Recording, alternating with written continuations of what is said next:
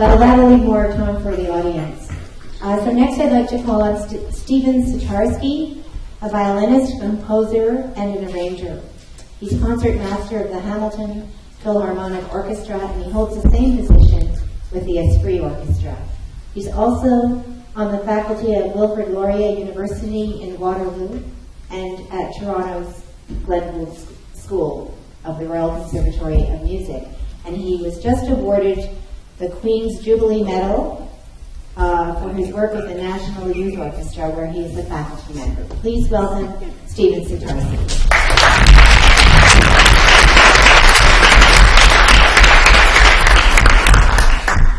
Thank you, and good afternoon. I'm really honored to be part of this panel discussion today. As Dr. Mate was giving his lecture, I was sitting there feeling like I'm the poster child for this book. And here's partly why. I don't think anyone who's involved in the performing arts does it thinking, well, there's a really good career there, and it pays really well, it's a really comfortable life, and there's a great pension, and you know, like you say, like Dr. Mate said, you know, you have a sensitivity towards a certain kind of expression which you feel a need to express. And my own life story in a nutshell is, you know, I was a talented violinist and didn't know where it was going. Started getting called to play in orchestras as a freelance musician. And wow, I'm getting paid to do this now, right? Little by little, you get more experience. You maybe win an audition here and there and get a job in an orchestra. But you have to think that at this point, you are still really excited about what you do. My God, I perform music. And again, we don't work music, we play music, right? So there's that aspect of joy and fun attached to it. And as a violinist, you study the great concertos and sonatas and concert works by some of the greatest composers. And your teachers are encouraging you at all times, you know, find your individual voice and, you know, make sure that you phrase it in a way that's you. And then once you get a job in an orchestra, all of a sudden you're told how to play, what to play, where to play, when to play, and that whole idea of individual music making is more or less stripped from you.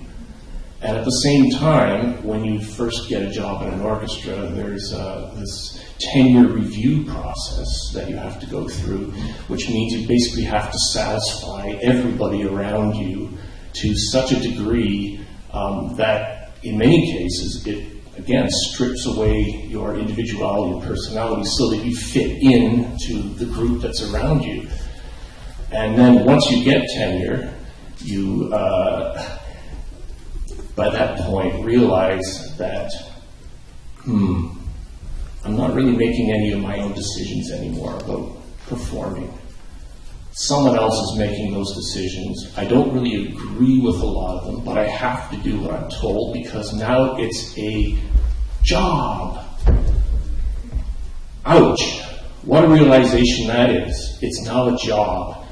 So if you're a sensitive performing artist, you now need to figure out how to express that sensitivity that you feel so deeply. And many people turn to, well, you know, I'll just play some chamber music on the side, or maybe they turn to teaching as something that really occupies their passion. But in a lot of cases, some people will suppress that feeling of being an artist in order to have a family and do other things which will fulfill their lives. But deep down, they know that they really want to to say something expressively, and they're suppressing it. So anyway, in my case, I spent 6 years as the second chair violinist in the Winnipeg Symphony, and then won an audition to be concertmaster of the Kitchener-Waterloo Symphony, which I occupied for 15 seasons. And I can tell you that not one of those 15 seasons did I feel like it was smooth sailing. There was always, every season, there was a political issue, there was an artistic issue, there was a financial issue, which threatened the whole existence, not just of the symphony, but of what I felt was my identity.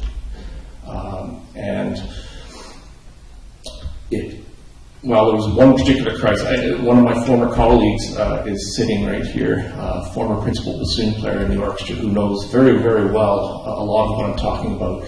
And there was one particularly devastating event that happened where a conductor was actually fired. And without getting into all the details, it caused the kind of horrific rift, not only in the orchestra, but in the entire community, that went on and on and on and on. Front page news in the local newspaper for weeks and weeks and weeks. The kind of publicity you die for, usually. But it was very, very negative. I remember getting the newspaper in the morning, and literally my hands would be shaking as I would open it to see what, new stupid wrinkle some dumb, sorry to dump on the journalistic.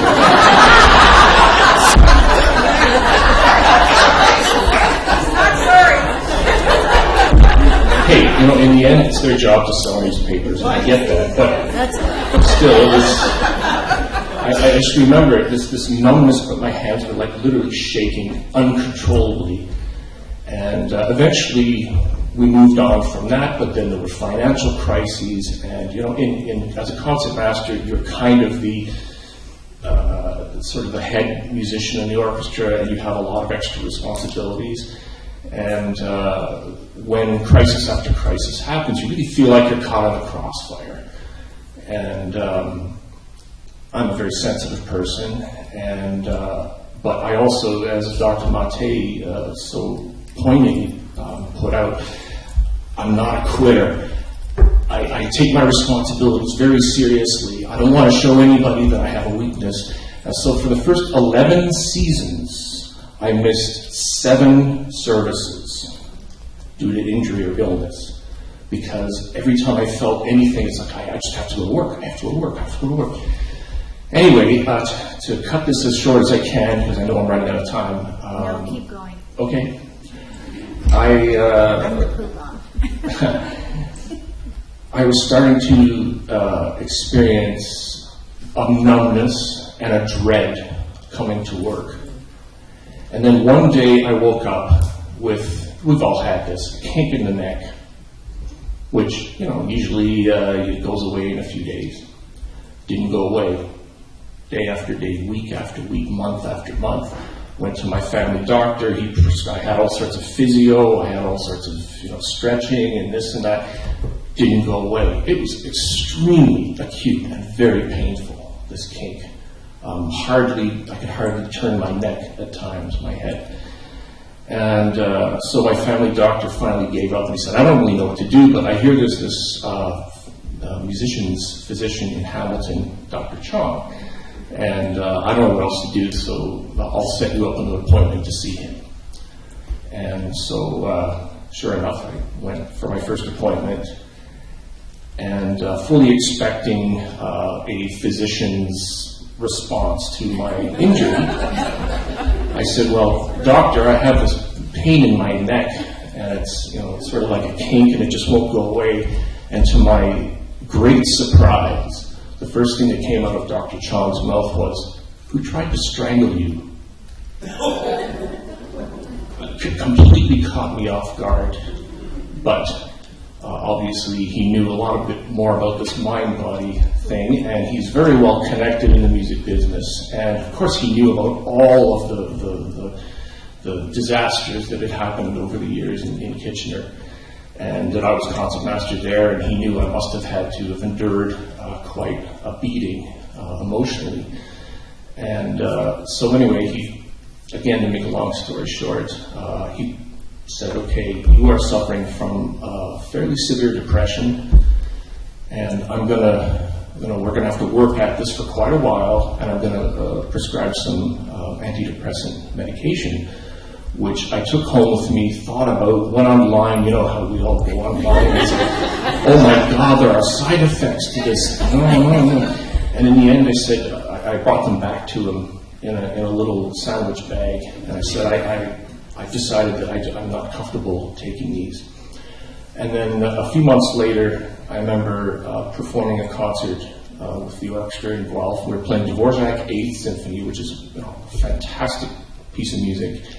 And right in the middle of it somewhere, I had this overwhelming feeling to just stand up, walk to the conductor, and say, I'm sorry, I just can't do this anymore. I can't do it. By that time, I was having trouble learning music, was having trouble remembering notes. I've never had memory problems before in my life. I'd be practicing passages over and over and over, and it just wouldn't stick. My fingers weren't going to the right notes. My bow arm would get all stiff, and I just couldn't move my body properly. I would burst into tears at a moment's notice for nothing. So I was a mess. I was a real mess. And so I came back to Dr. Chong and I said, those pills that you brought me, I think maybe I need to maybe start taking them. And he said, just a second. In 10 seconds, he came back with the sandwich bag and gave it back to me saying, I had kind of figured you'd be asking for these, so I kept your original bag.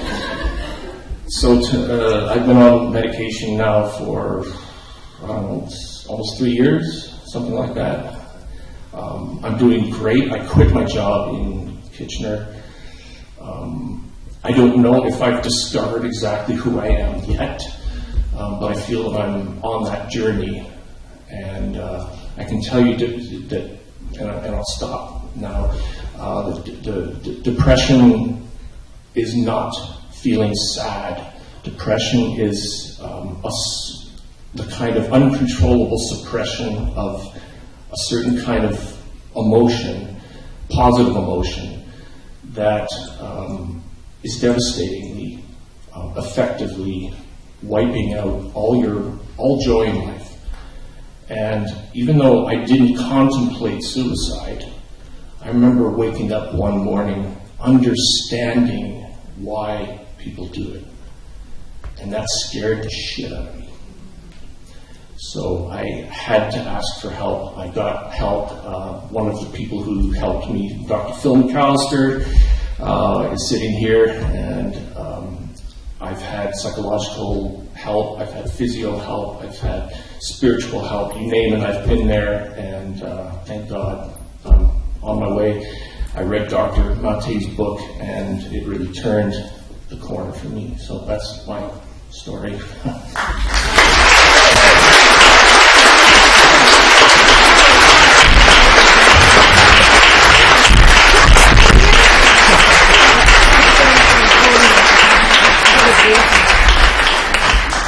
I'm glad I'm the grand poobah, so I could let you go on. And I didn't even mention Kitchener-Waterloo because I had to boil down everybody's accomplishments, and I didn't know that story.